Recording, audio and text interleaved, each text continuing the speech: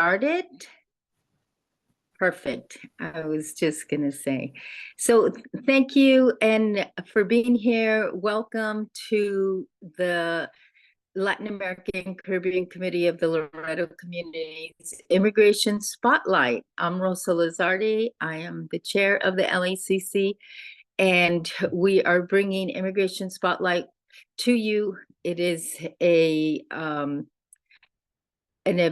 online event that we bring about 3, 4, 5 times a year.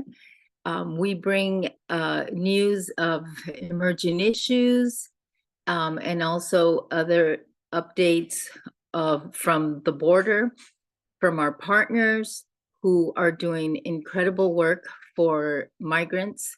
And we bring you information about immigration policy. And today's program, we're very excited, has been put together by our LACC intern, Lauren Thompson, and we are thrilled to have her.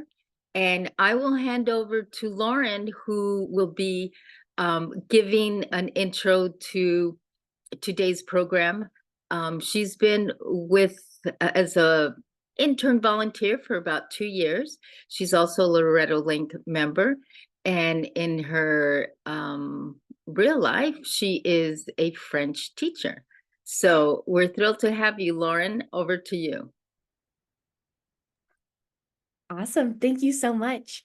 So I would love to introduce Georgia Coates from IRC NOCO, which is based in Evans, Greeley, Colorado, and is an organization that provides community resources and education for migrants and refugees arriving in Colorado.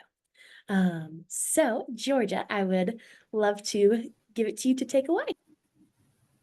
Okay, well, thanks so much for having me. I didn't know much about the Loreto community, so I've been enjoying reading your core values online, and yeah, some passions that we share from IRC and the Loreto community. So I'm excited that you're invited me to be here with you. I'm going to go ahead and share my screen so that I can make sure that's working right.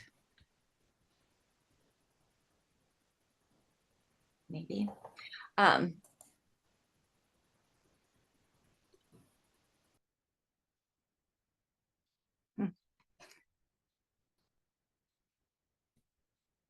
Let me just try again and see if it works here. In the meantime, I wanted to let you, yeah, Lauren used to work with us at the IRC, and so we share a love for linguistics and languages. I've been at the IRC for 6 years, and I've worked over the last 25 years in 3 different immigrant communities, and am myself from an immigrant family. So that's kind of where my love for it all comes. Let's see. I don't know why it is not. You guys can't see it, can you? Oh, maybe now. There we go. Yay. Love it when the technology works. So just as I start, I want to let you know that I love questions.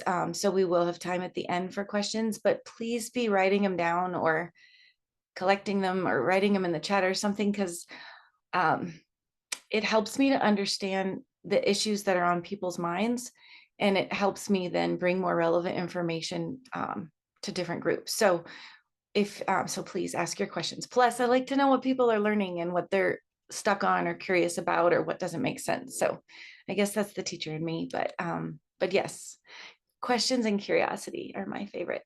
Okay, so my name is Georgia. I work with the Women's Empowerment and Cultural Outreach Navigator. So I do a lot of outreach presentations and just help people bridge the dominant cultures with the cultures that are coming into our community. This is Araceli. She is our new director at the Immigrant and Refugee Center, and I just love her. I just love this quote that she says, that we believe that Northern Colorado should feel like home for everyone who lives here, and that we're constantly working to make that belief a reality, which I love that because I know what it's like to move from a home to a different home. And I've never been forcibly displaced from a home, but when you travel, whenever you're moving, like coming home is an incredible feeling. And for people who are forcibly displaced from faraway places, the level of being able to call a place home is so significant. And so I just love that goal overall. So our mission is to empower refugees and immigrants, connect them in communities, and advocate for successful integration. And I just love all three of these words. So empowering, I came in as a teacher to teach, as did Lauren, but as to teach English as a second language, and just to see people, because as a language learner, it's pretty humbling process, but it's exciting. But I learned language because I wanted to get ahead, because I wanted to choose that and incorporate more travel and connection in my life. But when you move in an urgent situation, language learning is just the most empowering and significant thing they need to do. So, and connecting communities, that's been a joy, just to help people find the resources they need. And sometimes people don't know the resources exist, or sometimes the resources don't know the people exist. And how can we connect those together and see people get what they need, and then advocate for successful integration, for not just diversity, not just a melting pot, but really that everyone feels like they keep their identity, but they can also successfully integrate, that our community is a place where we need the people who come and they need us, and we can respect each other and welcome each other as home. That's our goal. So there's always the why, like, why do I do what I do? Why am I here? And I just love this quote. Courage does not always roar.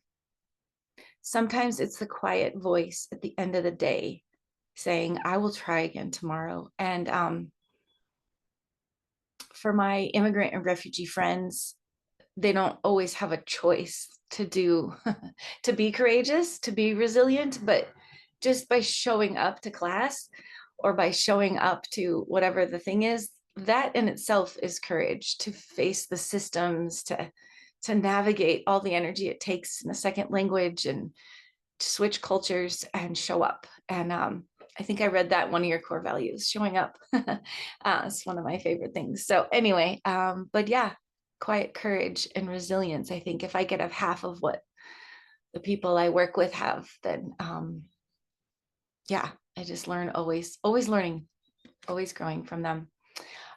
So yes, in my women's empowerment group, we're a group of women primarily from Muslim backgrounds, and also Orthodox Christian backgrounds. And these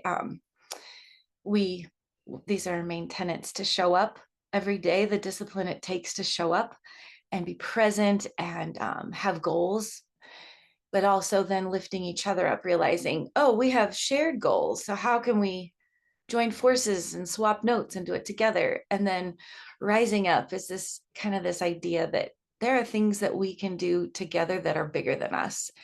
And we don't know what they are or how big they can be, but when we get together, let's figure it out. So those are the tenets of women's empowerment. And a lot of time we do a lot of henna and drink tea and chase kiddos around, but there's a really deeper purpose and connection in those spaces.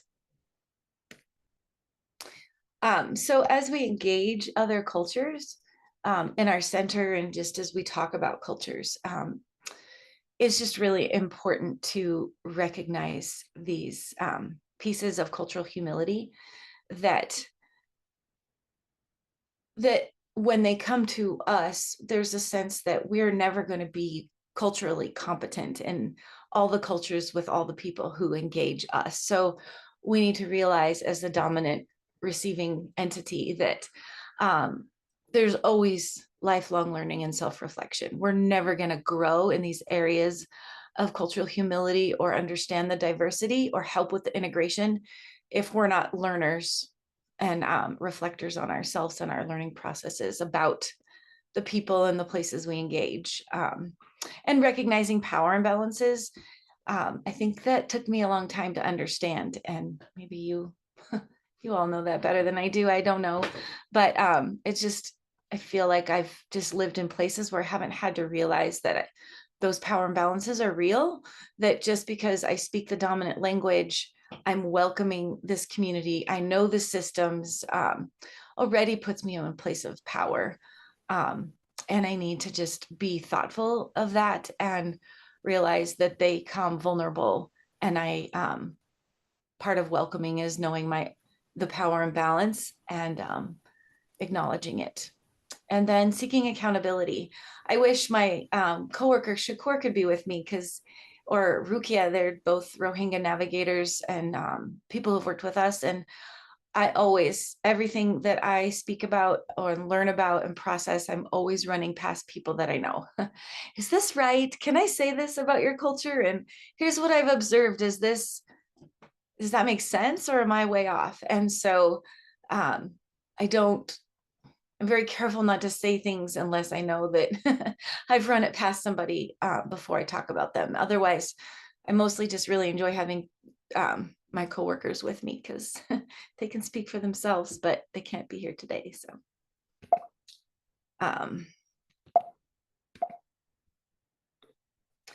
So just kind of to give you an overview, this section is, and you're probably familiar with these words, but I find for those who aren't, it's good to talk about them. And for those who are, the review is always helpful when you compare the words with each other.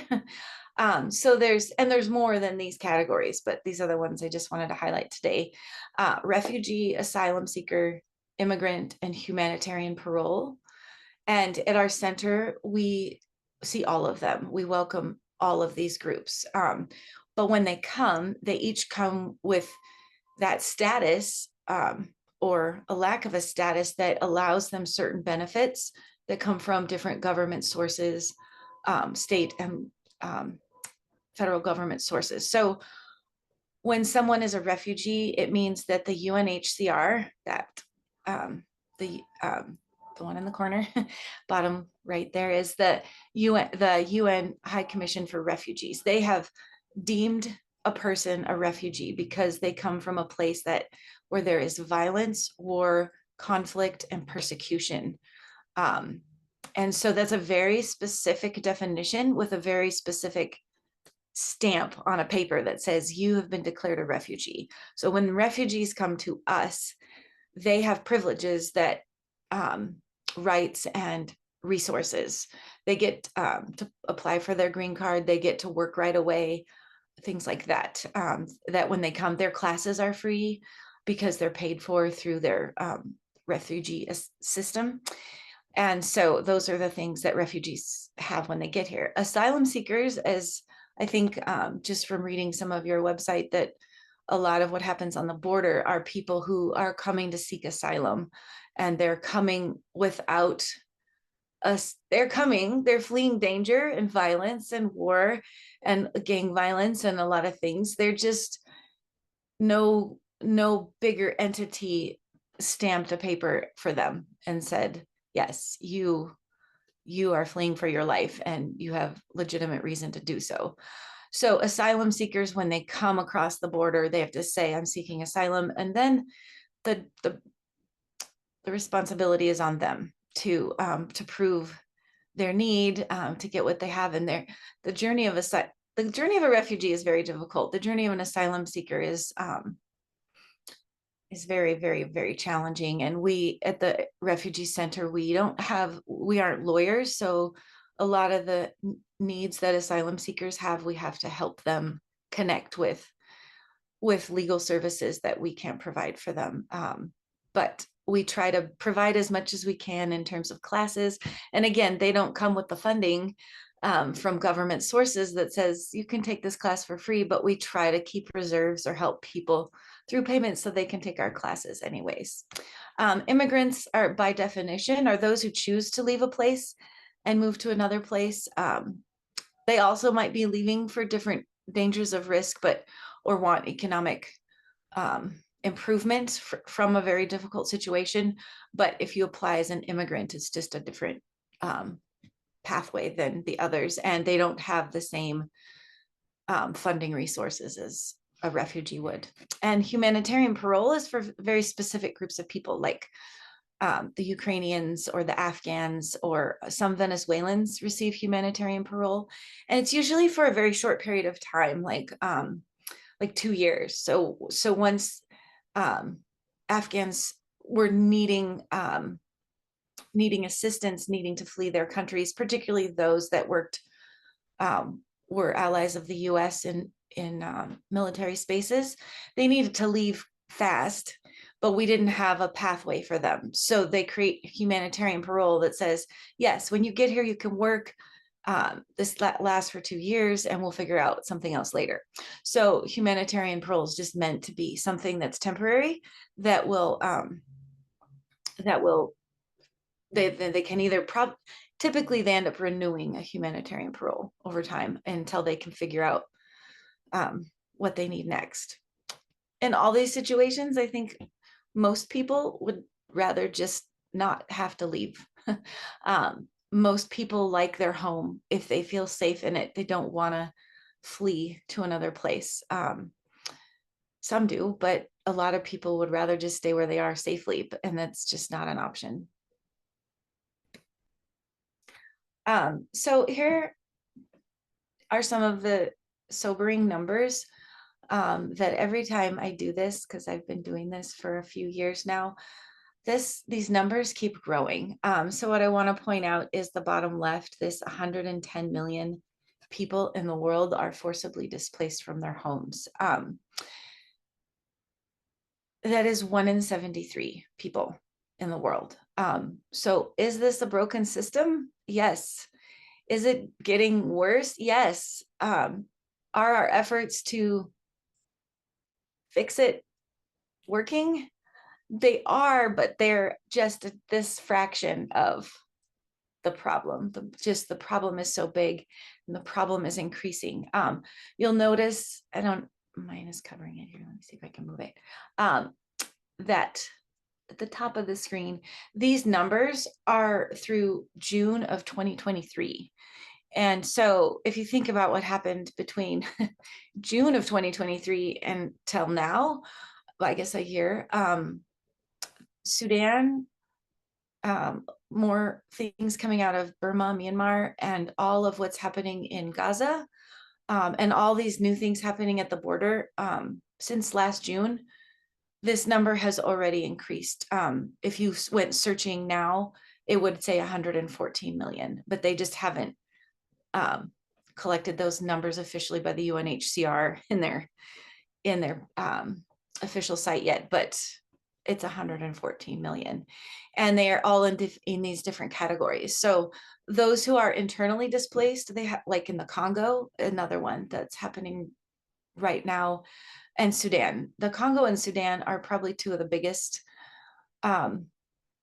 crises of displaced people right now, like 6 to 7 million in each of those places.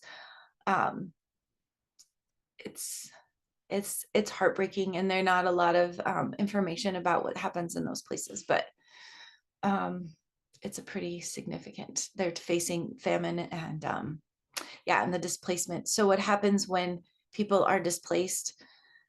They're first stuck in their home countries, but they can't leave, and then that sometimes they stay there, so they're internally displaced. So at the top, the IDP is internally displaced, the people who need to leave but haven't left yet or can't leave. So like Yemen, they're being attacked by Saudis, and then so they're kind of blocked in between Saudi and the sea, so they can't leave their country. They're internally displaced. And then Gaza would be another example of people who are internally displaced. Gazans basically have been internally displaced 3 or 4 times because they have to keep leaving, but they still can't go anywhere. And then there's asylum seekers that we talked about. They haven't yet been assigned any other status, so they're seeking asylum. And then other people who need protection, and they just haven't been labeled yet, just because the crisis is so big and there's just not enough ways to manage it.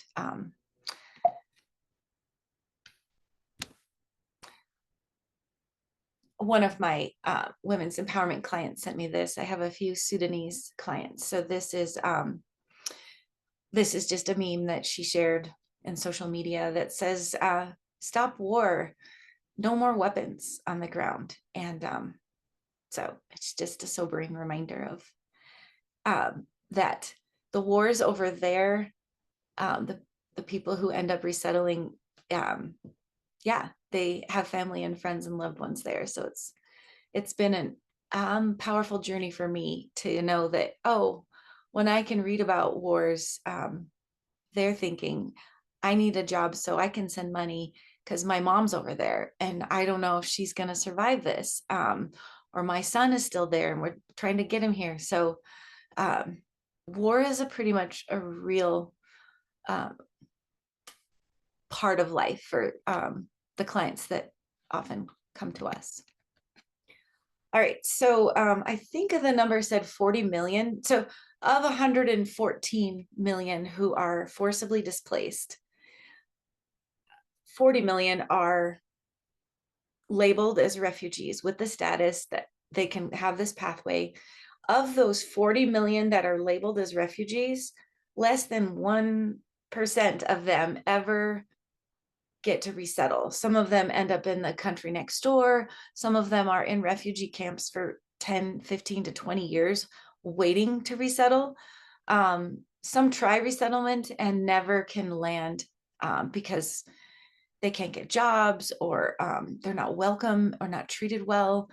And so resettlement is really, really an incredible journey. So by the time they come to us at our center, we get just this fraction of this 1%, because this less than 1% who resettle are anywhere in the world.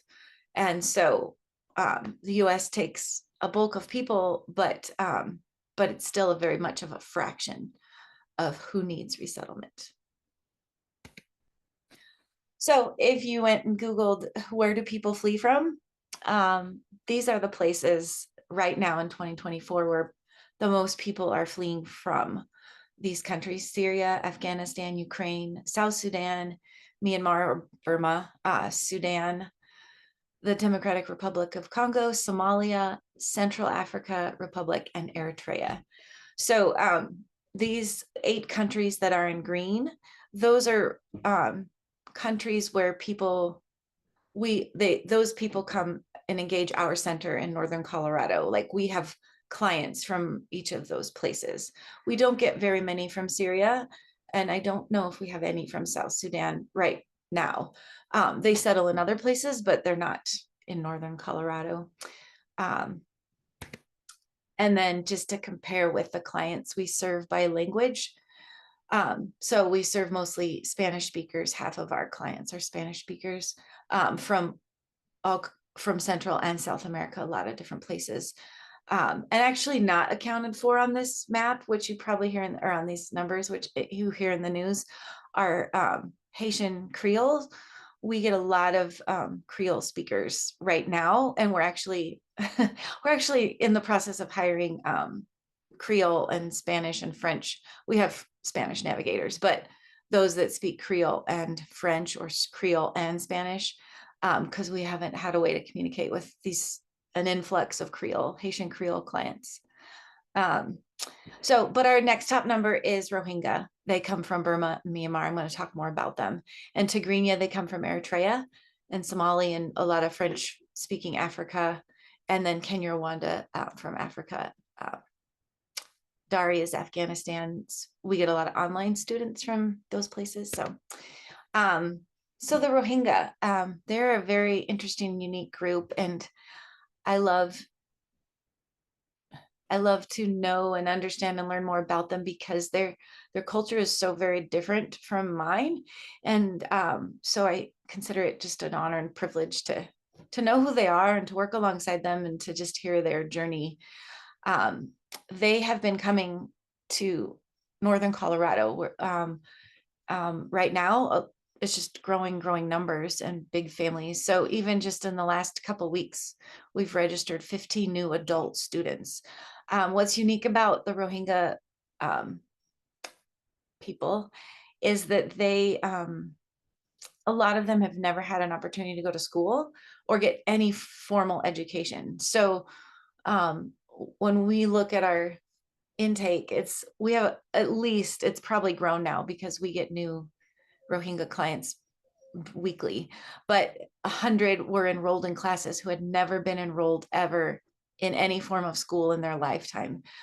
These are adults. And so some of them have never had the opportunity to learn to read or write. So they start with a very beginning class of just learning how to write, learning just basic literacy. And so our classes reflect the needs of our community. But before I get to that, our classes, this question is why do people come to Northern Colorado? What brings this whole array of people to us? And the answer is family reunification. Our government values that they're going to try to keep families together. Refugees in that journey have to say, where do you know someone and where do you know someone? And they have to name a person and a country and a state. And then that significantly affects their placement process and resettlement. And then the significant reason they come to Northern Colorado is for meat packing. We did some research with a different nonprofit I work with. There's 70 mid-sized cities in the US that have meatpacking plants that actively recruit ethnic minorities. And so because of the hiring practices and it's a really hard job, they actively recruit from these refugee populations because they can legally work there, and they don't need literacy or English to just immediately earn an income for their families. So these are our services: education, navigation. I do some of that, and advocacy. But the crux of what we do is English classes. So these are just some of our classes. We've enrolled 700 students just in 2024. And we have this pre-literacy class where a lot of our students who've never, ever been literate or have an opportunity to be literate start that class all the way up to level 6. And then we have online classes and in-person classes. What I think is incredible is that we have people in this pre-literate place learning to take online classes. And because digital literacy is a significant part of successful integration in the US, because you can't get a job if you don't have an email address, and you can't verify your email address if you don't know how to verify it with your phone and save your password. And so digital literacy is really an important part of equity among people groups. So, and then we do navigation. Navigation is we help people with forms, we help connect them in community, we do a lot of translation, interpretation, and we often get resources for them like diapers and tickets and things. One thing I've been working with, which if you're curious at all, you should look into this. It's the Welcome Corps, and Welcome Corps you can sponsor someone from a refugee in the world, but they open this new phase where you can sponsor someone you know. And my clients then have been coming to me saying, can you help me? So they want to bring their family members, and this allows them the opportunity to do that. So in Colorado, I only know of one person who's actually arrived, but I've been working on a lot of applications for this Welcome Corps process. But anyway, it's significant for them, but they have to raise the money and sort of serve as a resettlement agency and navigate the online application. So that's the parts they come because they need help with. So just want to touch on the Rohingya a little bit, but if you have questions about any of those other things, please write them down. So the Rohingya come from Myanmar. They come from the Rakhine state. They're predominantly Muslim, and they're considered a stateless people, like the Kurds or even the Palestinians. And they're one of the most persecuted people in the world. And I found a lot of people outside of my little context of Northern Colorado don't know who the Rohingya are. They often seek asylum in Bangladesh or Malaysia. I just read an article about how a raft was deterred from India, and they have this island, kind of like this prison island, where they have been putting Rohingya refugees because nobody wants them. And so they remain just persecuted and systematically rejected. And in a lot of places in the world, like when people come to the US, regardless of their status, their kids have to go to school. In Bangladesh and Malaysia, it's illegal to be, if you have no status, if you're undocumented there, your kids cannot go to school. So this is why the Rohingya populations have never had a chance to go to receive any formal education. The other interesting thing about the Rohingya, let me just go to here. Well, I guess I want to highlight that they're predominantly Muslim culture, which means that they hold on to their Muslim identity. I know in secular nonprofit spaces, we tend to shy away from talking about religion because it's more fair and safe, I think, to just not talk about any religions. But my Muslim friends identify their cultures as Muslim cultures, and the things they have in common of Ramadan and halal foods and modesty, hijabs, prayer times, gender norms, all come from their Islamic religion mixed with their cultures, and they wouldn't separate the two, even though there's a whole variety of languages and countries that are Muslim, and the way they practice is varies, but they all would identify Islam as a part of who they are and a part of their culture. So it's just important for us to understand it, because it affects, during Ramadan, for example, people don't come to class, and then you want to know why half your students aren't in class. And so it helps to understand the flow of the religious beliefs and gender norms, what's appropriate, and modesty, and all these things.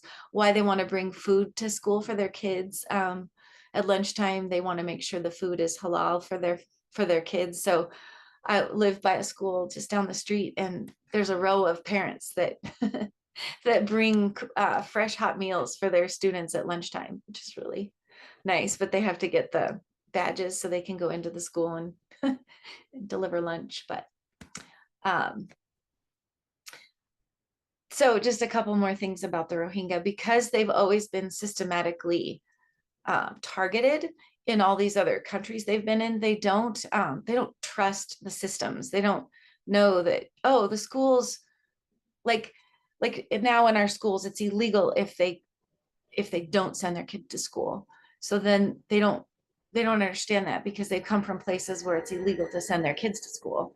So the system is just so different for them. And then the police have been against them. Just every entity has been against them. So they don't understand that, oh, the police could be for your safety, or you could call them if someone's hurt and they're not going to harm you. And so learning systems for them is a significant barriers and things that they have to overcome just to live here and to feel safe here. And this, I wanted to point out that the Rohingya language is not written, which is another significant reason why they don't have access to education, because if they do, they'd have to do it in Malay or in Bengali or in Burmese. So that's been interesting to navigate, because even when they come to our classes, they're learning English and English literacy at the same time, but they don't have first language literacy, because literacy is a very transferable skill from a first language to a second language, but they don't have that. So they're learning it all just right in our pre-literacy class. So this is just one example of our digital literacy class. So on the left is the Burmese flyer about our digital literacy class, and on the right is the Rohingya class, the Rohingya flyer. So it's just if you scan it, you'll hear an audio recording of the same announcement. But without a written language, you can't make flyers and things like that very well. So a lot of what we do for our Rohingya clients is audio. And we're trying to just get that also out in community for like health clinics and things, that they can send out audio messages to their clients when they can't explain to them in text or in sheets, like, here's how to do postnatal care, here's how to do these other things. Like, you can send audio messages and images that help a lot. So Rukia was one of our interns, and I'll close with some of her story. But she just graduated from high school, and she's probably one of 3 Rohingya girls who's graduated from high school. Most Rohingya girls don't graduate from high school, even in northern Colorado in 2024, because of the intensity of the persecution Rohingya have received. Their cultural identity is very strong and protective, and they're very protective of women who've been through a lot of dangerous situations. So women stay home and they don't have a lot of freedom, and they value a woman being at home, and so they don't value her, the need for her to have an education, and they get married very young often. And so for example, Rukia would say that she started high school with a bunch of friends, and by the time they were 16 and they could legally be out of high school and legally get married, they had dropped out. So she was one of 2 left, who are Rohingya, to graduate. And they would say to her, you're old, like you're 18 and you're not married or engaged, like you're old. Who's going to want you? And so there was a lot of pressure for her to, how do you be part of your community and honor it, but also push for something that goes against that so much. So it's an intense place, but her father was super supportive of her, and she was able to graduate. And in Rohingya, they have this idiom that says, when can we eat your wedding meal? Which is basically like a greeting for girls, like, when can we eat your wedding meal? And so Rukia would get this question, and her answer would be, I have lots of parties to celebrate. You can celebrate my graduation with me. Wedding meals will come later. And so that's just, but that's just the pressure she's under. And it's a hard place to be, because everyone wants to rally for her education, her teachers, but she also needs to stay tied to her community. So the respect, this cultural humility, the power imbalances, all this stuff, the accountability comes into play of like, we need to respect where she's coming from to help her most succeed in successful, healthy integration in our community. So these are some of the things she was just explaining to us, that there's this small window where girls have to go to school legally, and they're not old enough to leave school or get married yet. So these first 2 years of high school is the most fun and the most freedom these Rohingya girls are going to have. So once they get to high school, they're like skipping class and learning how to, like, just show up enough so that their parents don't get called, and navigate systems so that their parents don't they don't get in trouble, because they know they're going to end up in married young.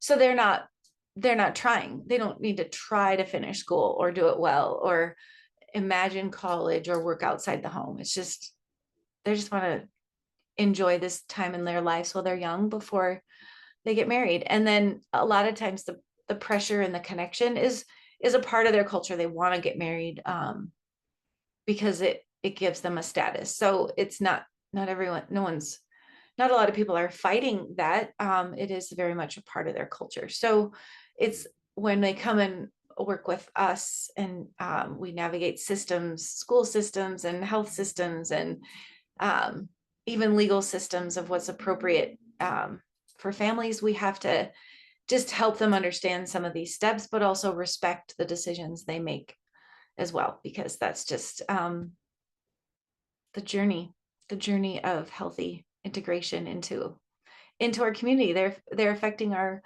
greater culture and the landscape of our community. And I think it's amazing. I love that they're here with us. But girls like Rukia, just walking with her and spending time with her, she is making history. She's making history in her own culture here in Greeley. And I felt like when I toured her home and sat with her family and drank tea and held her baby sister, and I just thought, I feel like I am walking with someone like Malala. Like, we're walking through her gardens and she's talking about the empowerment of girls and women, and that's her heart and her vision for her own people. And I thought, wow, I get to walk alongside this incredible woman. I hope I can just just be near her. And so much respect for her and for the other girls, and in general for the women that I work with, younger and older, who have families and who learn English and learn other jobs while their husbands are at the meatpacking plant. They learn other jobs and job skills so that they can upskill and get better jobs, and then their husbands can then do it later once they're settled a little. But they're strong, amazing women that I work with. So I will stop us there, and we can go back to anything, or if you have any questions or on any topic, even if I can't answer them, I'd love to hear them. All right. It looks like Robert has his hand raised. Okay. Yes. Yeah, thank you so very much for this presentation. It's presented me with some really great awareness. I really appreciate this. Thank you so very much. So I have two questions. Who is it that determines and designates refugee status? Is it the UN HCR? Yes. So Okay. refugee, specifically refugee status, is a global status. Okay. So I was in a refugee camp in Malawi last summer, and so that is a UNHCR sponsored camp, and most everyone in that camp has that refugee status, and they're waiting to be resettled somewhere in the world. Okay. Okay. And my other question is, with reference to the meatpacking plants, are the workplaces monitored for proper treatment and payment of the workers? That is always a push, and we no, not always. I love and I hate the meatpacking plant. I love that people, like my friend who's a single mom of 10, she hustles for her family. Like, she works full-time at a meatpacking plant and she can pay her rent. So I love that. But is she treated well? Does she understand? No. So when clients come to the refugee center, to IRC, it's usually because they have questions about stuff like that. So here's an example of the things that we struggle with. So there's the bulk of Rohingya who come work at the meatpacking plant. The meatpacking plant, they do open enrollment for health insurance. They have to.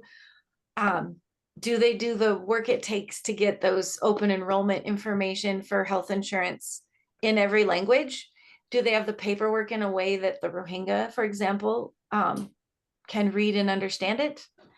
Do they do that work to get there? No. So then if a Rohingya, which happened, one of our clients was injured on the job, had Medicaid when they first got here, when they started working, lost their Medicaid, didn't understand anything about health insurance systems, got injured on the job, went to the emergency room and gets a $10,000 bill. And then they're saying you have to pay it because you never have health insurance. Well, you had access to health insurance, you just never signed up. So we want to work. Hopefully we can get to a better place at our center where we can collaborate and advocate for our clients in partnership with the meatpacking plant, so that we can avoid some of these things and be more on the front end. We we've had advocacy with them in the past with different, yeah, so how they'll do it now and if they're willing to work with us, I hope so. But it's a long process. And during COVID, they were all working. So there was a lot of controversy around, are they treated well as frontline workers? Are they safe? A lot of them don't understand that they have also medical or vacation time. So a lot of people quit and then get rehired. And so they never get like vacation pay or anything that's available to them. They just don't know. And no one bothers to like really explain it to them. So Thank you. Thank you. yeah.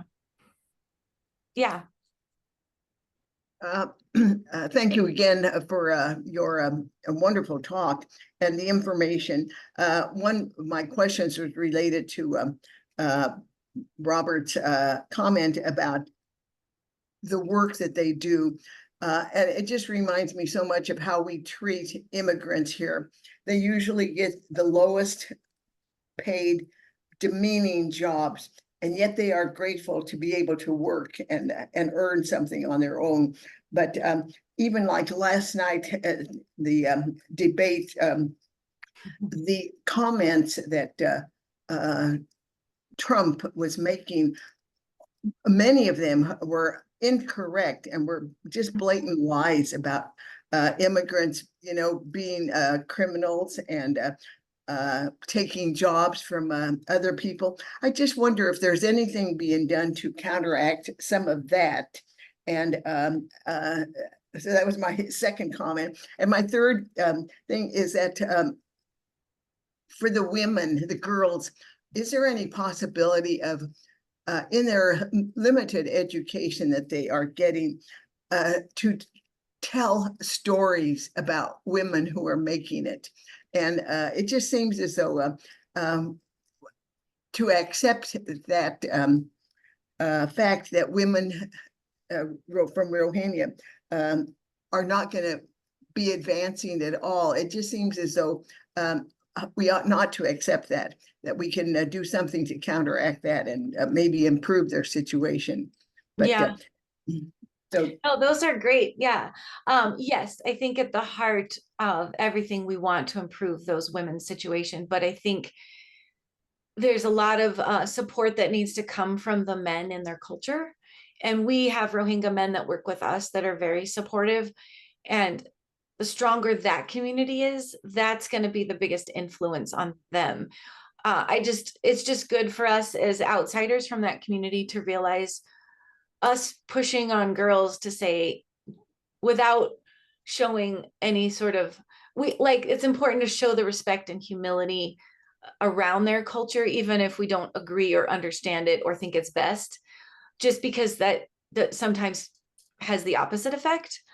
People say, well, you don't understand where I'm coming from. And then these girls just go somewhere else to get what they want or need. So to be supportive means to be respectful of the places they're coming from, even if we don't agree or find it hard, you know. And it is heartbreaking to work with some girls because I have a tutoring group with refugee kids from refugee backgrounds, teens. And we had a girl who was in it 9th grade and she's like, my mom wants me to graduate from high school because she never got to. And now she is 16 and she is engaged and I don't know if she'll graduate, and she stopped coming and her parents wouldn't let her because they didn't trust that she was making good decisions. So they want to keep her at home. So yes, I wish she were still in school and I wish I could do more to help her. So I think the other piece of that is people like Rukia who are willing to speak out, who have a supportive father.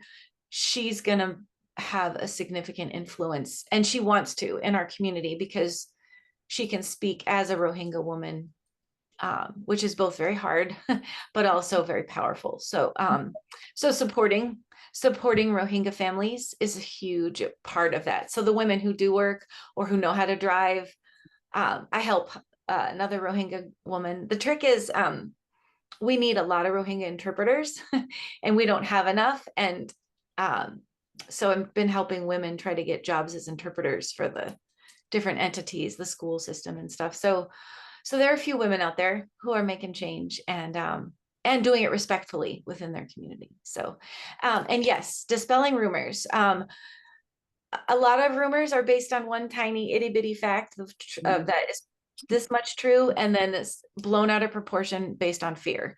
So, so yeah, I just have to dispel them one at a time. But just on the basic level, nobody wants to work in meatpacking, which is why they recruit. If they could hire people here, they would, because it's a lot easier than recruiting, and they get paid more in meatpacking than they do in a minimum wage job. So it's a better amount of money than a lot of jobs, which is really hard because then they can never leave that job to go learn English. And then they're so tired from that job that they can't learn. So they get stuck in a loop. But yeah, so many rumors out there. I think a big one is that people don't, excuse me, at a different presentation I was at, someone said, is it true that they're, that they want to let immigrants in so that they can steal our votes, to vote Democrat or something? And I had one of my friends, one of my coworkers with me who's trying to get her citizenship, and it's a 5-year process. If you're a refugee, at least a 5-year process to get your citizenship, and you cannot vote if you're not a citizen. For asylum seekers, that process is probably longer because of the legal things they have to work through. So it's just so crazy to think that that's a thing, that people are here to steal our votes. Like, it doesn't make any sense, but people want to believe it. So anytime you can speak out on even one very small thing and just say, that's not true, this piece might be true, but here's what's true and accurate, please do. Or please send questions that can get, because it's just fear spreads rumors faster than than Right. accurate information. Alrighty. Well, I think it is time for us to transition to our border update. So Georgia, thank you so much for sharing with us about your amazing work, and the amazing work that IRC NoCo does. And thank you so much for being part of our community today. Yeah, well, thanks for having me. And yeah, I really appreciate getting to know what you guys do, and appreciate the work, the service, and the awareness. And so thank you. Thanks for having me. Thank you so much. Alrighty, and then I will pass it over to Mary Jean for our border update.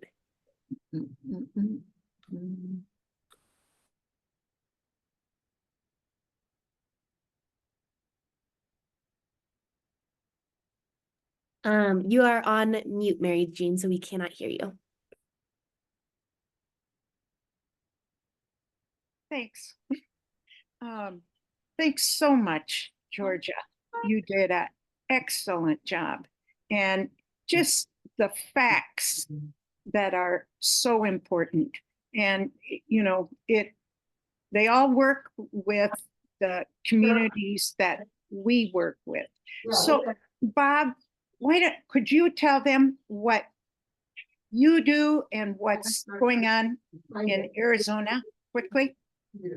Sure. So yeah, I'm here in Tucson. I work in the desert and I work in Nogales as well, and at the airport, different entities. So we're still seeing, you know, on a daily basis between 100 and 150 people crossing at the wall on a daily basis. That's not just at the end of the wall, because the cartels are cutting the wall throughout.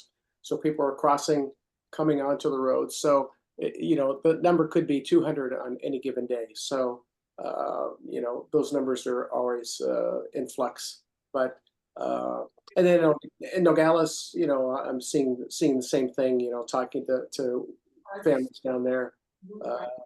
And a major problem that we're having right now, it appears that since the executive order went into place, we're seeing a lot more abuse by Border Patrol while people are in custody. That seems to have just escalated. So, you know, that's a real focus for us right now, is dealing with listening to these stories and documenting and recording stories.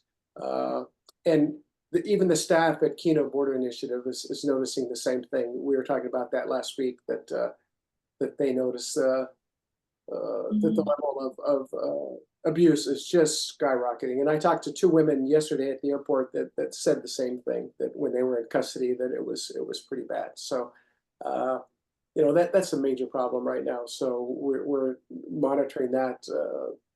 Different groups on a daily basis. We've had Refugees International at the border. Actually, UNHCR was there last week as well. Great. So we're trying to get different groups down there, journalists, everything, just to bring attention to this abuse. A few of us met with the U.S. attorneys on Monday to inform them of what was going on within the Border Patrol stations, and trying to address this, just trying to provide awareness to as many people as we possibly can, so we can really put a stop to this behavior. It's unacceptable. So. The same thing is happening in Tijuana. I was there on Tuesday. They have hundreds of people now that are on the streets. And I told some of you, we work with 3 groups down there. They're all full. And then the new group, midwives, I mean, they were taking me back to the border, and the people on the street were crying and it was a Haitian group, and a woman was bleeding, and she was very pregnant. And so Ehinia went with her, because many times the hospitals won't, if you don't speak Spanish, you can't get in at all. And they have the same stories of the Border Patrol, and that are, you know, just unconscious. You know, they just are, it's like they've been given an order that they can treat the immigrants badly. So, and they're still crossing illegally too, along the corridor of San Diego and Tijuana. So anyway. Can I add one more thing? Yeah. Yes. So what's happening now is that the shelters in Nogales are just overflowing, and as Mary Jean said, a lot of people are having to stay in the streets because there's not space. And what this does for the cartel is there are just all of these people that they prey on, many more people now that they're able to prey on. So you know, they're getting abused by the U.S. government. They're getting abused by the cartels in Mexico. So it's just a horrible situation for these folks. So you know, and because of that,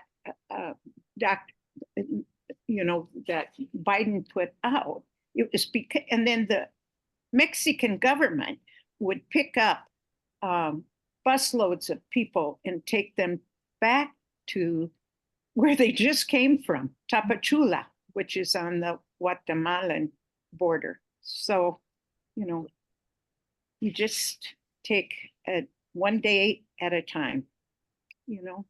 So anyway, okay, I think our time is up. Thank you all. And Lauren, thanks so much. It was so helpful. Of course. Mary Jean? Yeah. Can I just say that we're going to have a woman come July the 16th, and it's going to be on Zoom. She's going to speak on human trafficking. And I'm not sure if she's going to address like the border issue, but if she doesn't, I will do that. But, that's great. Yeah. So. Fabulous. Well, thank you all.